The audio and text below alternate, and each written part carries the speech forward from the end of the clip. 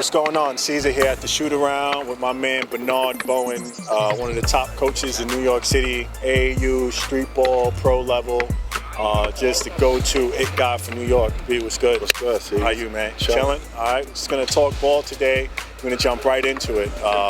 What's your first memory of basketball? Like the first time you had that ball in your hand that you can remember?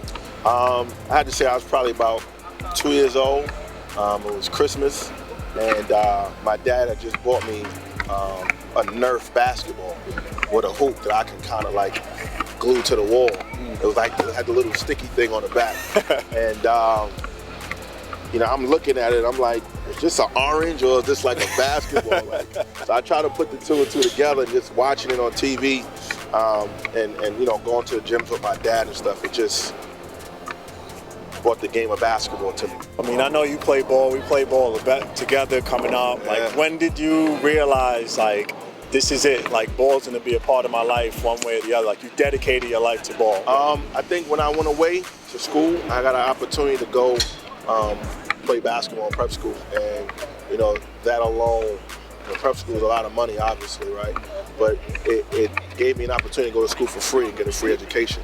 And when I saw that, you know, I saw the game of basketball breaking down so many barriers in my life.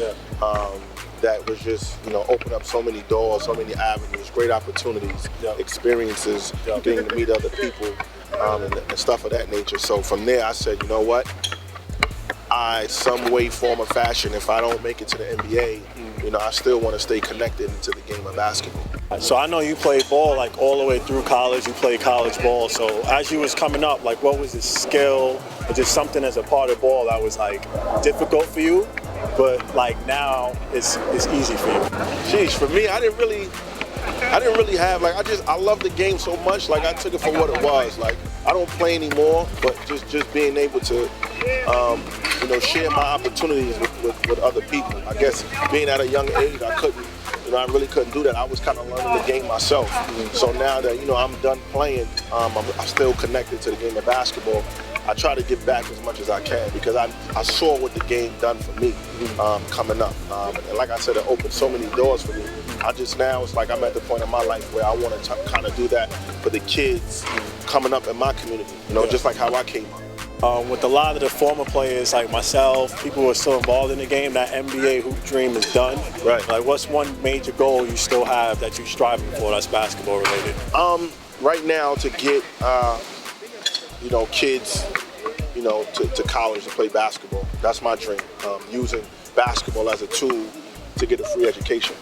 You know, a lot of these kids are going to college, they're taking out loans, but then 4 years when they're done, it's like, you got to pay those loans back, right? How can you do that? So it's really tough. So for me, I try to use basketball as a carrot so the kids can get a free education. Use that to get a free education. When you come out, you don't have no bills to worry about, and you got to do something that you love to do. And then for me, you know, I have to be honest and say, I have a young man right now. I have actually 2 young men right now who's in a position to fulfill their hoop dream and go to the NBA. And if I could see that happen, to me, that's the biggest goal. That's the biggest dream that I can accomplish it. And again, to see my boys, if they want to continue to play basketball, to see them through that same path. The boys that you've mentored who are now playing at that high elite Division I level, what was like a proud moment for you? Just like one proud moment you could tell us about that having to do with them, you know, seeing them reach the level? I think it really hit me home, right? I had a young man when he was about the age of like 12 years old, right?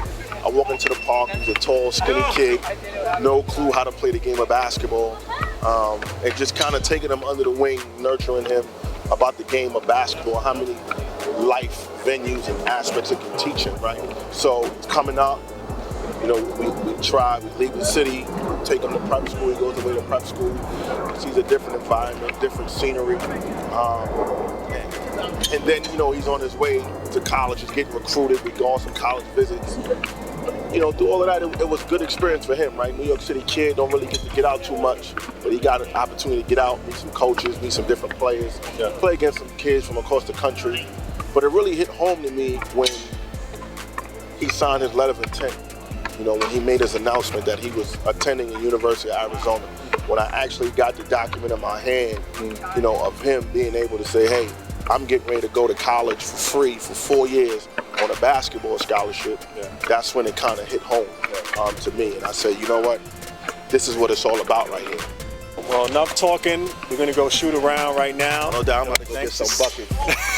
Thanks for sitting with us. You already know. And, we're following those kids, see if they make it to that next level. Let's go shoot some hoops. My man. All right. Later.